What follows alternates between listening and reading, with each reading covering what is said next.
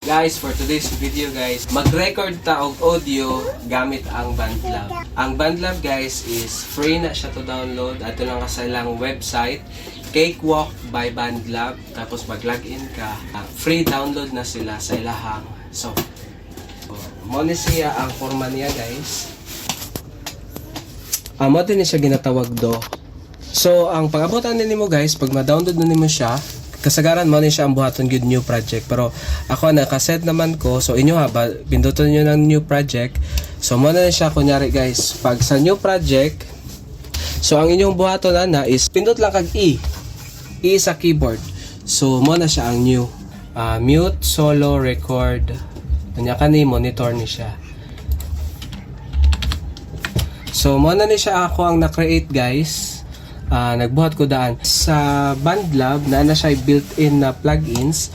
Kunyari hili ka gitara, ato ka sa insert audio effects, ato ka diri sa distortion, sa guitar, then TH3 i-open na nimo na siya diri guys. Drag and drop lang ka, makita na nimo siya diri. Daghan na kay kag amp. So akong ginabuhat, naga-download lang ko ani kay wala ko mixer, wala audio interface. So ako direct lang ni siya gikan sa guitar, tapos audio jack or kanang cord na to diretso sa audio jack sa computer. Diri pwede na ka diri mag-create og effects. So kunyari pwede na ka mag-unsa ani, drag and drop na nimo ni siya. Sample kani guys. Mutingog na ni siya guys. Imuhang patason.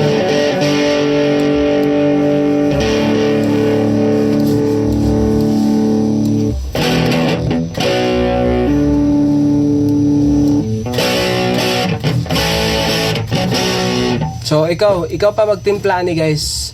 Next time magbuhat kog video on sound pagtimpla na. So ako karon nakabuhat naman ko. So kailangan sa atong gamiton na timpla.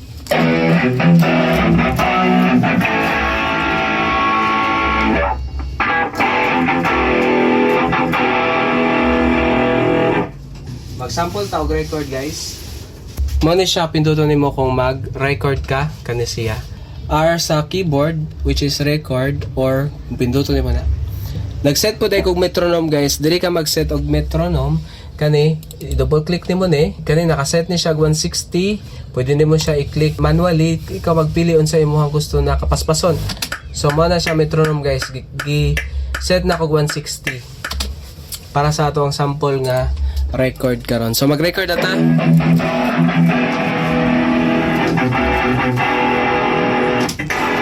Okay, mag-record ata.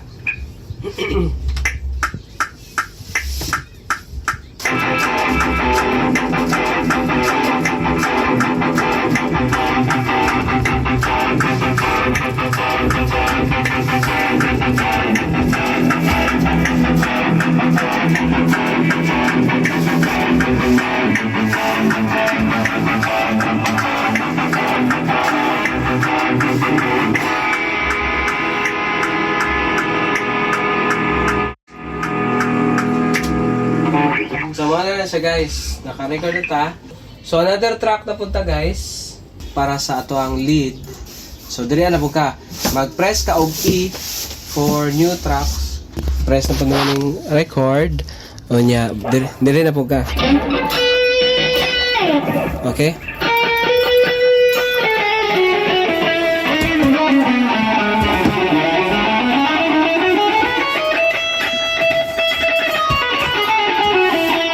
Sige, sample.